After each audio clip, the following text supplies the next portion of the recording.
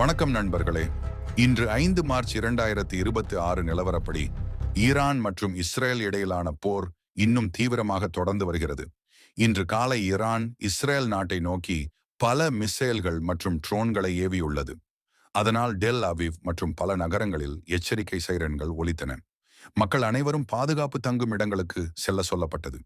இதற்கு பதிலாக இஸ்ரேல் மற்றும் யுனைடெட் ஸ்டேட்ஸ் இணைந்து ஈரான் நாட்டின் பல முக்கிய இராணுவ தளங்களை தாக்கியதாக தகவல்கள் வெளியாகியுள்ளது.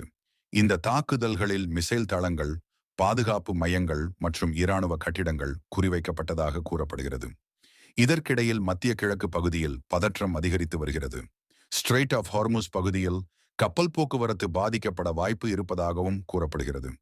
இந்த போர் காரணமாக ஏற்கனவே 1000த்திற்கும் மேற்பட்ட மக்கள் உயிரிழந்திருக்கலாம் என்று சர்வதேச தகவல்கள் தெரிவிக்கின்றன. இந்நிலையில் உலக நாடுகள் அனைத்தும் இந்த போரை கட்டுப்படுத்த முயற்சி செய்து வருகின்றன. இதுவரை வந்த தகவல்கள் இதுதான்.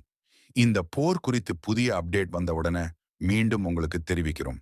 இந்த வீடியோ பிடிச்சிருந்தால் லைக் பண்ணுங்க, சேனலை சப்ஸ்கிரைப் பண்ண மறக்காதீங்க. நன்றி.